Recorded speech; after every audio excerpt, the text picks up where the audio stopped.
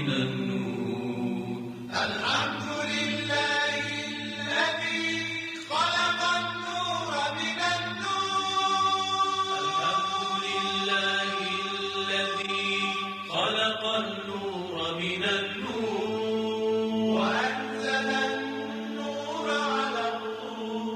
وأنزل النور على الطور في كتاب مسطور في رق منشور. في كتاب مسطور في رق منشور بقدر مقدور على نبي محبوب.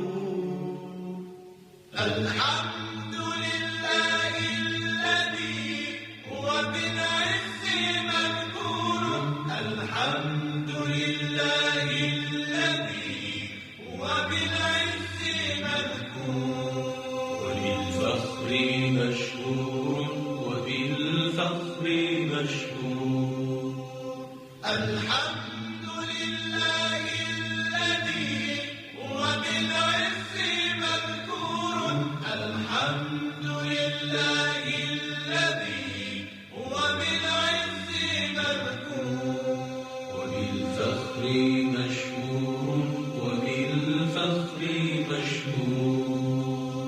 وعلى السراء والضراء مشهور. بسم الله النور. بسم الله النور. بسم الله النور. بسم الله النور. بسم الله نور النور. بسم الله النور. بسم الله النور. بسم الله نور النور. بسم الله نور على نور. بسم الله. بسم الله الرحمن الرحيم. مثل الذين اتخذوا من دون الله أولياء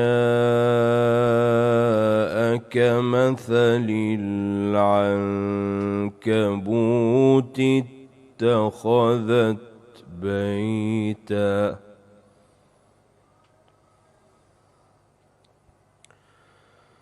وإن أوهن البيوت لبيت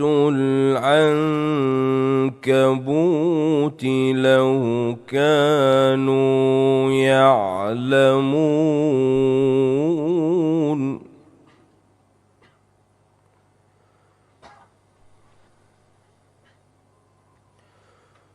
إن الله يعلم ما يدعون من دونه من شيء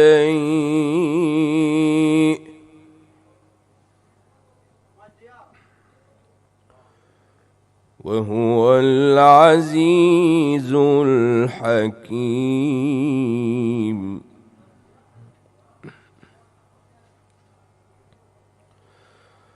وتلك الأمثال نضربها للناس وما يعقلها إلا العالمون.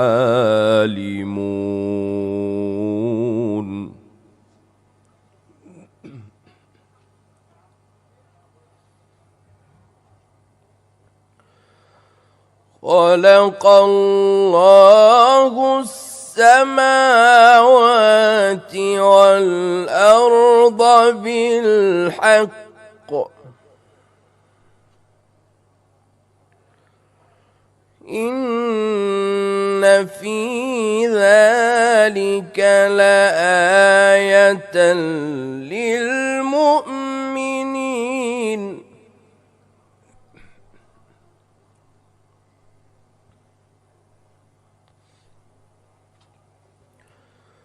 أتل ما أوحي إليك من الكتاب وأقم الصلاة إن الصلاة تنهى عن الفحشاء والمنكر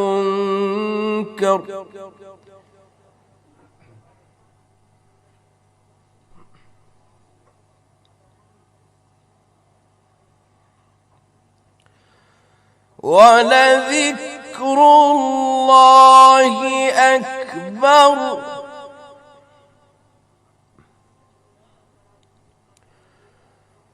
والله يعلم ما تصنعون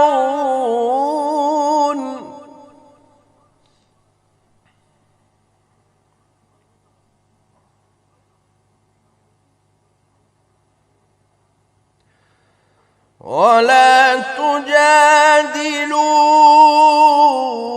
أهل الكتاب إلا بالتي هي أحسن إلا الذين ظلموا منهم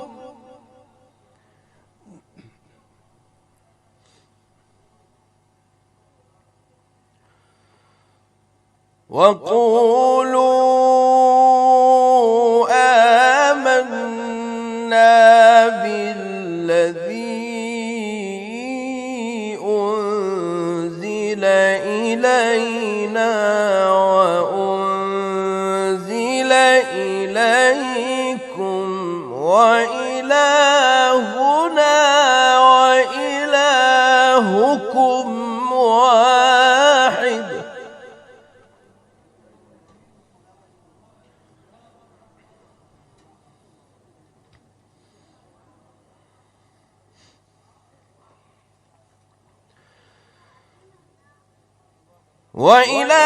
وإلهنا وإلهكم واحد ونحن له مسلمون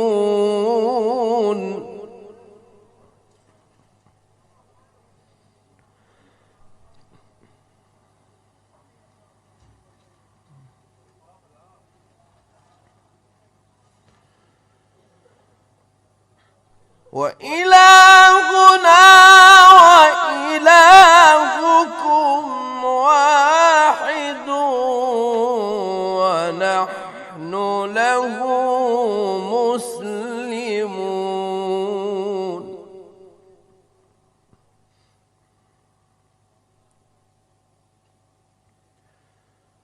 وكذلك أنزلنا إليك الكتاب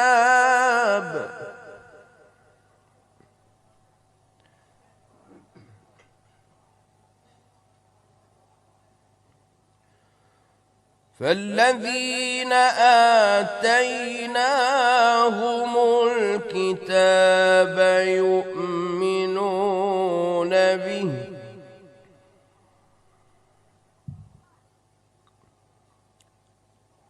فالذين آتيناهم الكتاب يؤمنون به ومن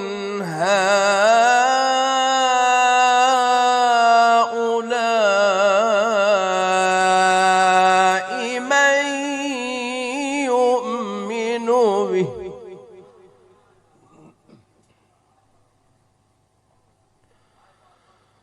وما يجحد بآياتنا إلا الكافرون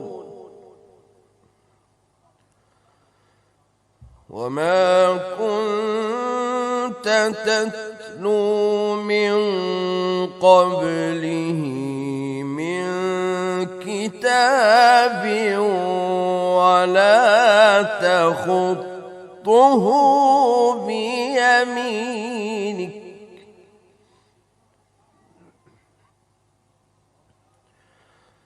وما كنت تتلو من قبله من كتاب ولا تخطه بيمينك إذا لارتاب المبطلون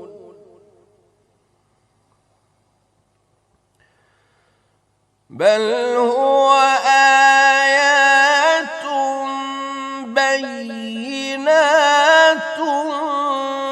في صدور الذين أوتوا العلم وما يجحد بآياتنا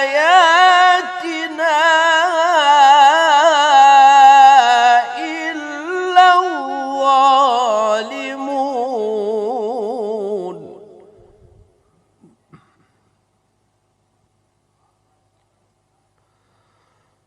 وقالوا لولا أنزل عليه آيات من ربه قل إنما الآيات عند الله وإنما أنا نذير مبين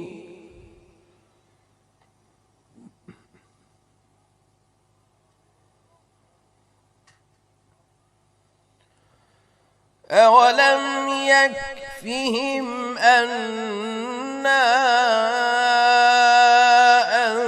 أنزلنا عليك الكتاب يتلى عليهم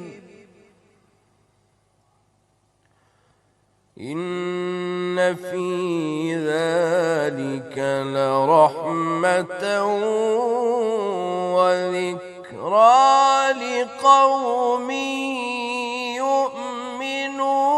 يؤمنون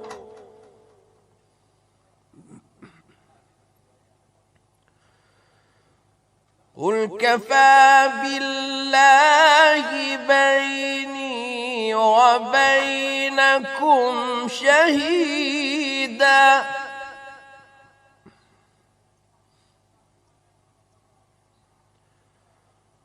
يعلم ما في السماوات والأرض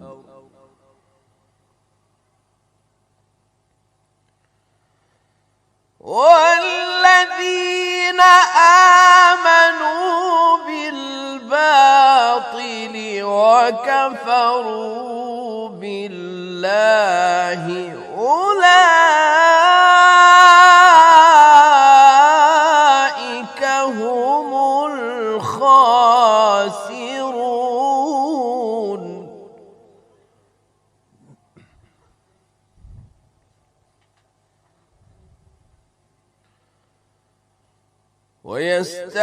ويستعجلونك بالعذاب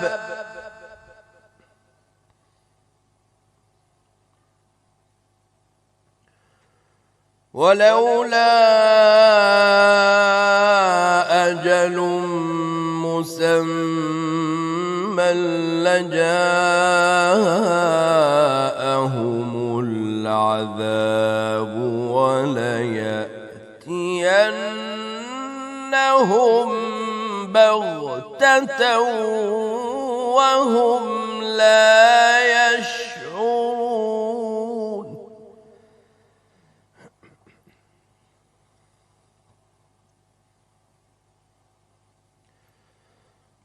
يستعجلونك بالعذاب وإن جهنم لمحيطة بالكافرين. صدق الله العلي العظيم.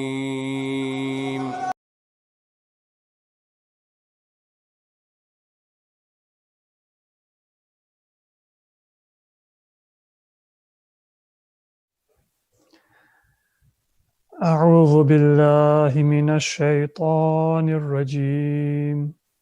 بسم الله الرحمن الرحيم.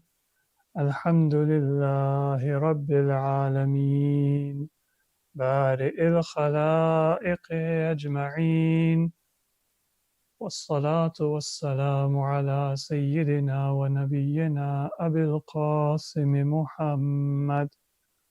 اللهم صل على محمد وآل محمد وعلى أهل بيته الطيبين الطاهرين، ولعنة الله على أعدائهم إلى قيام يوم الدين.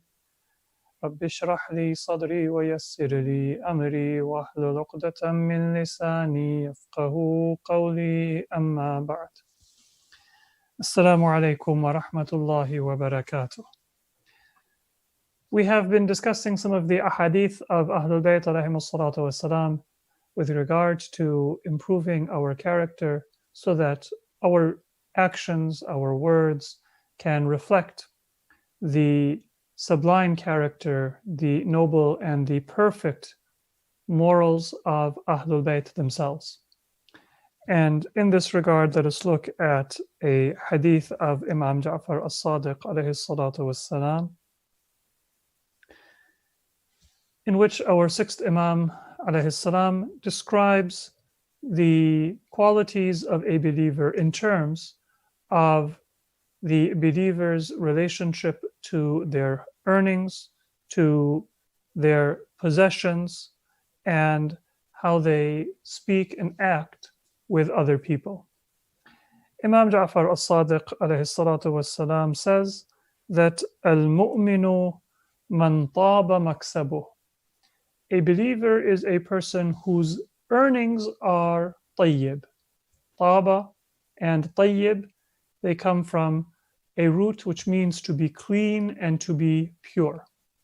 And this is a priority for a believer, that we don't earn our livelihood through cheating, through false representation, through any kind of dishonesty. And this comes from several different areas. In the first place, the source of our earnings should be halal. So we should not be earning our income or our livelihood from gambling, from charging interest, from selling things that are haram. But in addition to that, it also means that what we earn maintains its purity. So if I want to give an example, for your food, you don't want to buy spoiled milk because you will not be able to consume it, or if you consume it, then it will not be pleasant for you and it will not be healthy for you. But by the same token, you don't want to buy fresh milk and then let it spoil while it is in your possession. The effect is the same. That money, that milk will go to waste. So it is possible for people to have halal earnings, but because they don't take care of their rizq or their earnings, it spoils. The haram earning, which I compared to buying spoiled milk, is if my earnings are from gambling, my earnings are from theft, my earnings are from some other prohibited source. But purchasing fresh milk that then spoils in my possession before I'm able to use it, that is comparable to a person who earns their money from a permitted source, a pure source, and then does not take care of their obligations with respect to that money. So for example, if I do not pay my zakatul fitrah or my zakat, if I do not pay my khums, if I do not take care of my obligations that I owe to Allah, to the path of Islam within my property, then my earnings are no longer tayyib. The earning itself was not prohibited, but I have allowed it to spoil. Mixed in within my property, there is the property of the poor. There is the property of the imam. There is the property that I owe to Allah, and I have not separated that from my own earning. Therefore, I am in debt. In effect, I am a thief, usurping, stealing that which rightfully belongs to the needy, to religious causes, or to whatever the obligation might be that I owe. So my earnings came from a permissible source, but it is no longer pure and it is no longer permissible, because by not paying what is owed of zakat, of khums, of my other religious dues, it has become adulterated. It has become mixed and therefore impure for me to consume. Just like milk or food that spoils and I have wasted it. Now, if I consume it, it is harmful for me and not beneficial. And if I throw it away, then I have wasted whatever time and money I spent in purchasing or in earning that food. So taba maksabuhu means two things. You bring your income from a halal source, and then you maintain that purity by not allowing it to spoil, meaning by not avoiding the obligations that Islam has taught us we should be careful of and we should be paying out of our earnings and our possessions. Let's also remember, though, that this applies to incidental earnings. So if I wish to sell something secondhand and I know that it is defective, it might be a car, it might be a computer, it might be maybe furniture that I have. I know that there is a defect, but I pretend that what I am selling is sound.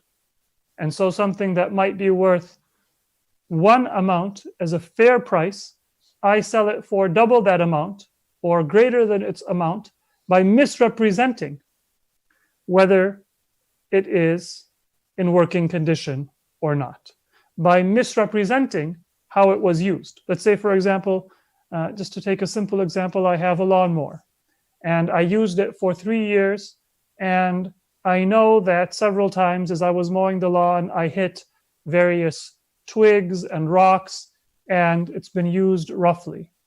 And then I come to sell it and I say, this has just been used for part of one season, and it was very gently used and it's in great condition. This is false. And by making that false representation, even if it is just a small amount of money, maybe I'm selling that lawnmower for $50 as a used lawnmower, but I have allowed a haram source of income to enter into my livelihood. And that will then have a negative effect on my food and on the barakah, the blessings of my life.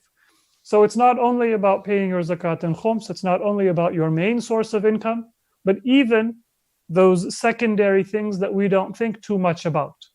When you are buying something or selling something, or when you are returning something to a store under a false pretense.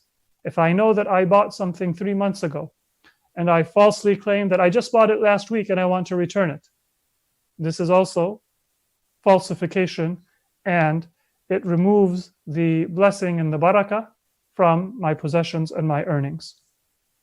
So the first attribute Imam Sadiq mentions is al-mu'minu man taba maksabuh. A believer is somebody whose earning is tayyib, is pure, and is not from false or haram sources, or acquired or kept in a prohibited manner. وَحَسُنَتْ خَلِيقَتُهُ. A believer is somebody whose khaliqa, their akhlaq, is good. when they interact with people, they are courteous, they act in a way that society will say is good conduct. وَصَحَّتْ سَرِيرَتُهُ. And their nature is a sound nature. And your nature is sound when you meet the basic needs of your humanity. Just like if I eat processed foods or junk food, my body will not be sound. If I don't take care of my emotional and my spiritual needs, my sarira and my conduct will not be sound. I need downtime for relaxation. I need time for rest. I need some time to be alone with my thoughts. I need some time to exercise my body. I need some time to exercise my mind. And as Imam Ali says, to seek out various forms of wisdom, of unique wisdom, so that my mind is also engaged in thinking about how to live a better life and exposed to new information. So a balanced spiritual and emotional and intellectual life is something that gives health and soundness to our soul, just like a balanced diet and exercise gives health and soundness to our body. That physical exercise is good for our soul. The leisure, the rest, the solitude, good company, the keeping alert of our thinking, seeking out new sources of information and wisdom, tara'iful hikam, these are all ways of keeping my soul sound and healthy and making sure that my conduct then is going to be healthy. So, صحت سريرته, the soul or the character of that person is sound because their soul is being kept well, just like the believer's body is going to be kept healthy by good food and good practices. وَأَنْفَقَ الْفَضْلَ مِنْ مَالِهِ. A believer is somebody who spends their excess money. Spends in the sense that when they have an income that is above their needs, they do infaq. And infaq means that they are doing infaq fi sabilillah. They're spending it in the way of Allah. Otherwise, if it just means to spend, then that's something that non-believers and even impious people, they also spend for their own whim and their own luxury. But a believer, they don't immediately upgrade their life on the basis of their income. My income goes up, and so all of a sudden I have a big wish list of luxuries for myself or for my family. Or I want to establish a financial empire just in order to have a more comfortable life. When I have more than I need, if Allah blesses me, then the first thing that comes into my mind is infaq. How can I spend that excess gift from Allah, that excess resource, in the way of Allah, to support those who are needy, to support worthy causes, to help strengthen or establish religious institutions that will give benefit to me and to other believers, and that will be a source of saving in the hereafter.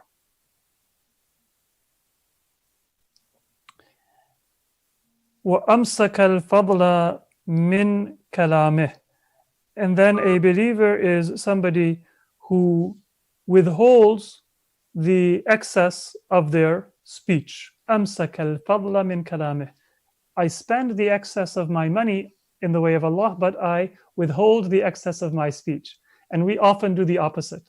We talk a lot, criticize, give suggestions to people who are doing Islamic work. We talk day and night about our Islamic centers or Islamic schools or other frustrations that we may have. But when it comes to supporting them, then we do imsak. The believer is the opposite. The speech, they will do imsak, they will withhold the speech and not talk too much. But the support, the financial support, that they will do infaq, they will spend.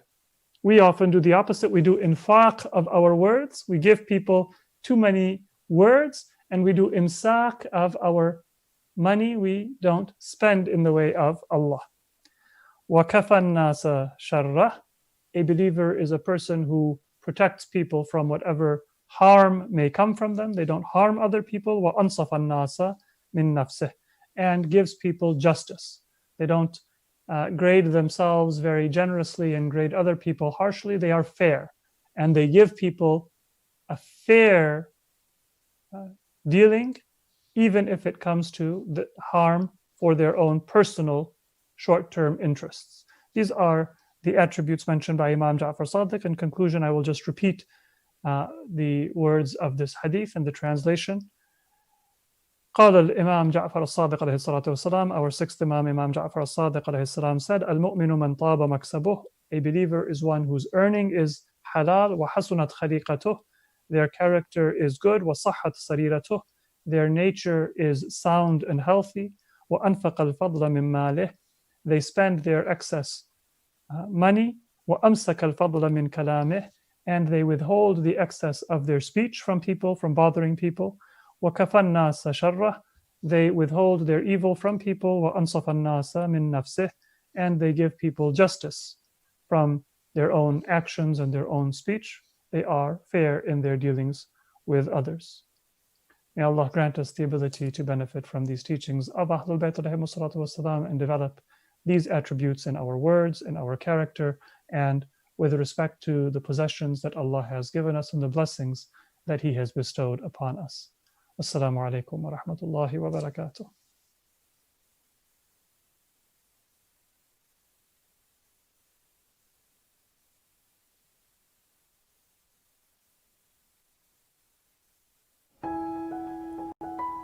Since we opened our doors in the year 2000, our community has grown, not only in its numbers, but also its services, diversity, and scope.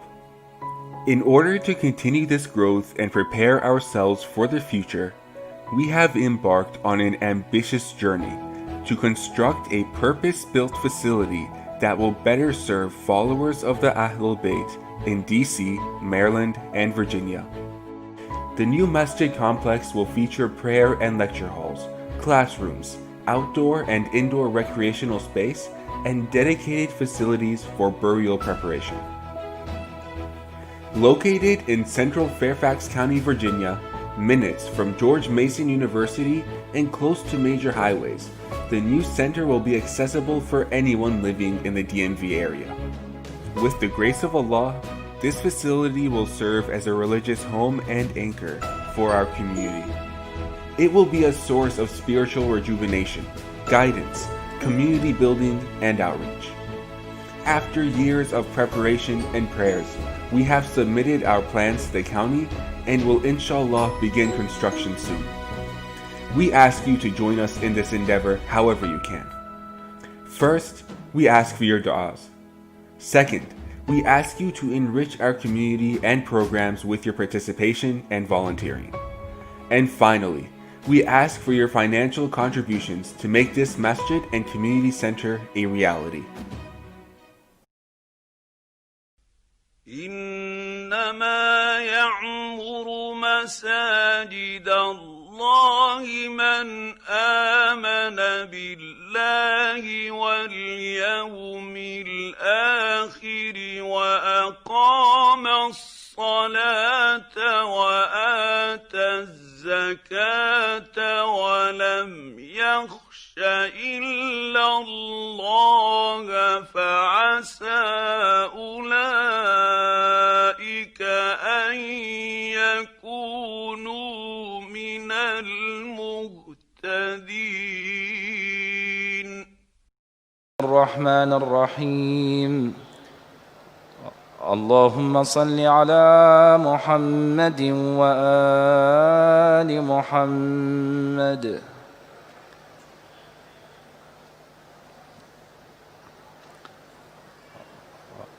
اللهم إني أسألك وأتوجه إليك بنبيك نبي الرحمة محمد صلى الله عليه وآله يا أبا القاسم يا رسول الله، يا إمام الرحمة يا سيدنا ومولانا، إنا توجهنا واستشفعنا وتوسلنا بك إلى الله، وقدمناك بين يدي حاجاتنا، يا وجيها عند الله، اشفع لنا عند الله. يا أبا الحسن يا أمير المؤمنين، يا علي بن أبي طالب، يا حجة الله على خلقه، يا سيدنا ومولانا، إنا توجهنا واستشفعنا وتوسلنا بك إلى الله، وقدمناك بين يدي حاجاتنا، يا وجيها عند الله، اشفع لنا عند الله. يا فاطمة الزهراء يا بنت محمد، يا قرة عين الرسول، يا سيدتنا ومولاتنا، إنا توجهنا واستشفعنا وتوسلنا بك إلى الله، وقدمناك بين يدي حاجاتنا، يا وجيهة عند الله، اشفعي لنا عند الله. يا أبا محمد يا حسن بن علي أيها المجتبى، يا ابن رسول الله، يا حجة الله على خلقه، يا سيدنا ومولانا، إنا توجهنا واستشفعنا وتوسلنا بك إلى الله، وقدمناك بين يدي حاجاتنا، يا وجيها عند الله، اشفع لنا عند الله. يا أبا عبد الله يا حسين بن علي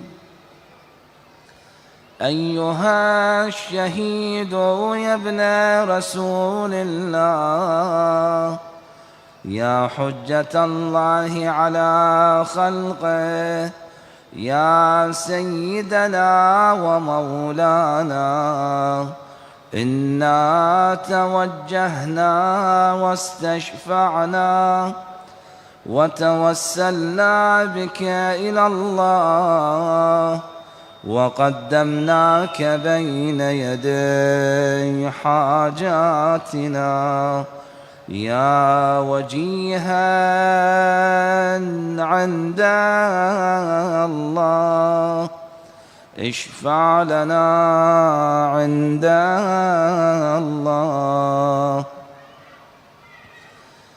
يا أبا الحسن يا علي بن الحسين، يا زين العابدين، يا ابن رسول الله، يا حجة الله على خلقه، يا سيدنا ومولانا إنا توجهنا واستشفعنا وتوسلنا بك إلى الله وقدمناك بين يدي حاجاتنا يا وجيها عند الله اشفع لنا عند الله. يا أبا جعفر يا محمد بن علي أيها الباقر يا ابن رسول الله يا حجة الله على خلقه يا سيدنا ومولانا إنا توجهنا واستشفعنا وتوسلنا بك إلى الله وقدمناك بين يدي حاجاتنا يا وجيها عند الله اشفع لنا عند الله. يا أبا عبد الله يا جعفر بن محمد أيها الصادق يا ابن رسول الله يا حجة الله على خلقه يا سيدنا ومولانا إنا توجهنا واستشفعنا وتوسلنا بك إلى الله وقدمناك بين يدي حاجاتنا يا وجيها عند الله اشفع لنا عند الله. يا أبا الحسن يا موسى بن جعفر أيها الكاظم يا ابن رسول الله يا حجة الله على خلقه يا سيدنا ومولانا إنا توجهنا واستشفعنا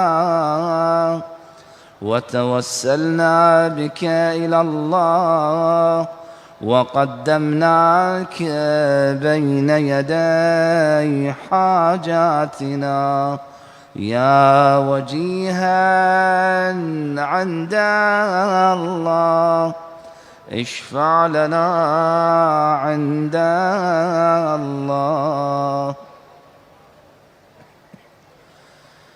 يا أبا الحسن يا علي بن موسى أيها الرضا يا ابن رسول الله يا حجة الله على خلقه يا سيدنا ومولانا إنا توجهنا واستشفعنا وتوسلنا بك إلى الله وقدمناك بين يدي حاجاتنا يا وجيها عند الله اشفع لنا عند الله. يا أبا جعفر يا محمد بن علي أيها التقي الجواد يا ابن رسول الله يا حجة الله على خلقه يا سيدنا ومولانا إنا توجهنا واستشفعنا وتوسلنا بك إلى الله وقدمناك بين يدي حاجاتنا يا وجيها عند الله اشفع لنا عند الله يا أبا الحسن يا علي بن محمد أيها الهادي النقي يا ابن رسول الله يا حجة الله على خلقه يا سيدنا ومولانا إنا توجهنا واستشفعنا وتوسلنا بك إلى الله وقدمناك بين يدي حاجاتنا يا وجيها عند الله اشفع لنا عند الله يا أبا محمد يا حسن بن علي أيها الزكي العسكري يا ابن رسول الله يا حجة الله على خلقه يا سيدنا ومولانا إنا توجهنا واستشفعنا وتوسلنا بك إلى الله وقدمناك بين يدي حاجاتنا يا وجيها عند الله اشفع لنا عند الله يا وصي الحسن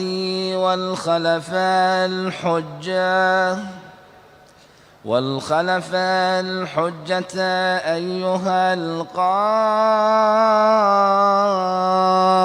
المنتظر المهدي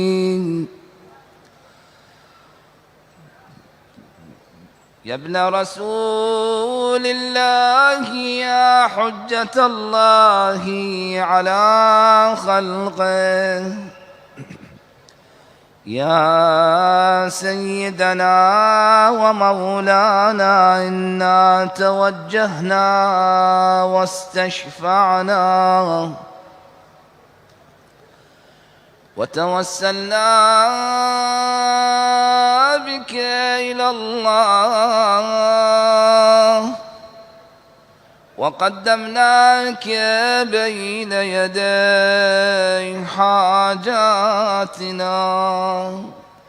يا وجيدا عند الله اشفع لنا عند الله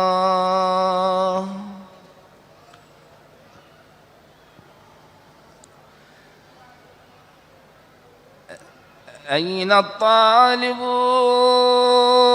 بدم المقتول بكربلاء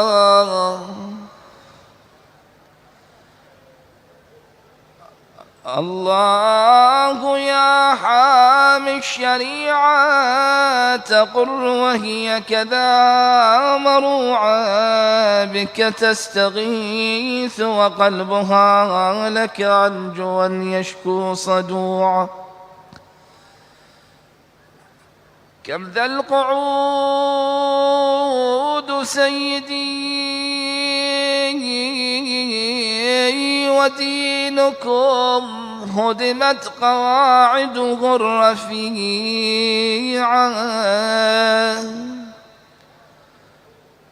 تنعى الفروع أصوله وأصوله تنعى فروعه أترى تجيء فجيعة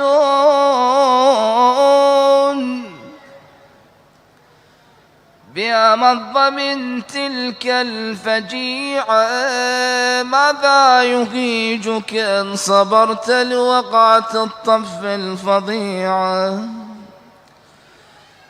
حيث الحسين على الثرى خيل العدا طحنت ضلوع وإماما، ورضيعه بدم الوريد مخضب، فاطلب رضيعا قتلته آل أمية ضامن إلى جنب الشريع، وسبية باتت بأفعى الهم مهجتها لسيعة، حملت ودائعكم إلى من ليس يعرف ما الوديع، طب الشمر بالروس ليزيد فرحان من الجايزة يريد، شاف الرجس روس الأجاويد، فوق الرماح ونورها يزيد، وازهر قبال بدر العظيم، مصيوب عينه بسهم مجيد، وراسا ولب عمود الحديد، المن يقلهم هذا العميد، قالوا لأبو فاضل الصنديد، شايل لواء الضيغم الحيد، ومن شافه من الطبر تبديد، بس المكان اللزمة الإيد، أبية اللعن عباس ترديد، يقل لو سمعته يقل لا يا وسمعت النسوة، يقل لا يا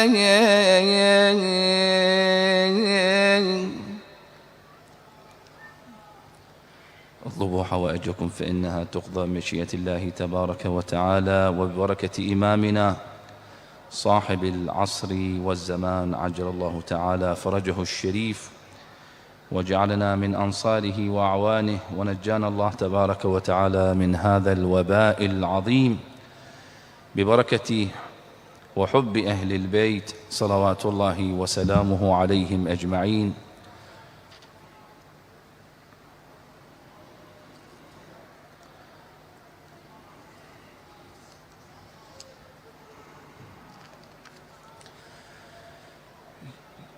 يا سادتي وموالي، إني توجهت بكم أئمتي وعدتي،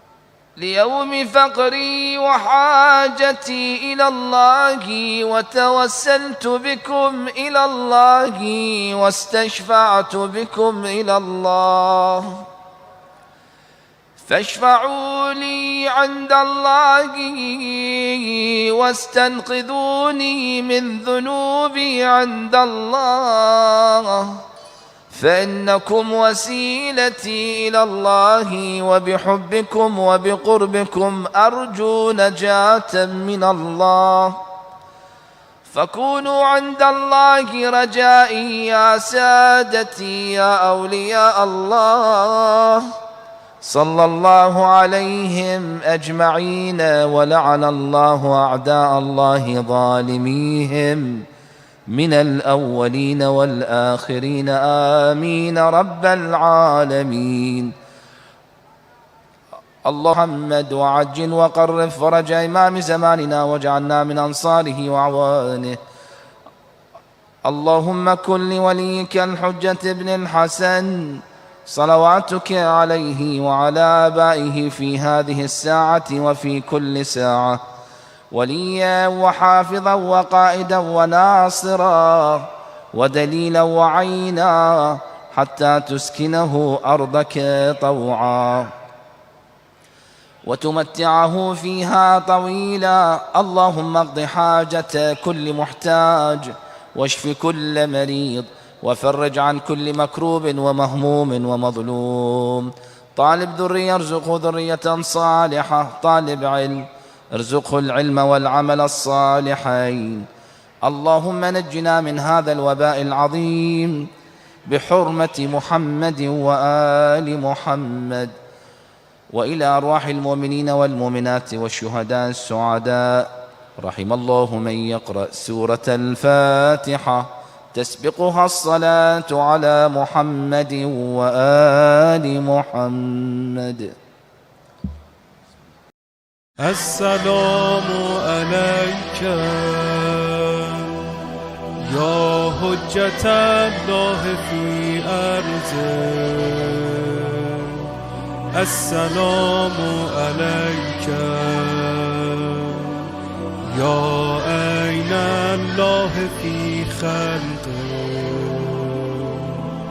السلام عليك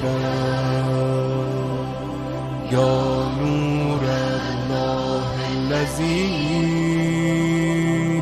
يهتدي به المهتدون ويفرج به عن المؤمنين.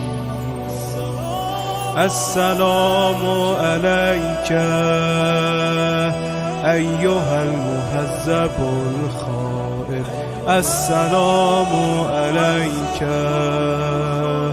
أيها الولي المحسن، السلام عليك أيها المهذب الخائف، السلام عليك أيها الولي المحسن، السلام عليك يا سفينة النجاة، السلام عليك يا أين الحياة، يا أين الحياة.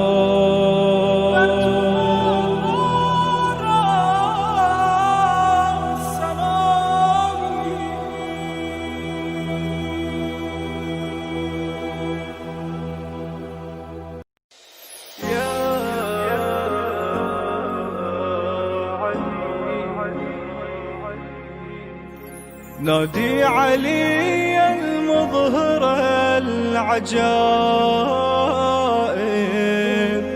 تجده عونا لك في النوائب، تجده عونا لك في النوائب. كل هم وغم سينجلي بولايتك يا علي يا علي. كل هم وغم سينجلي بولايتك يا علي يا علي يا علي.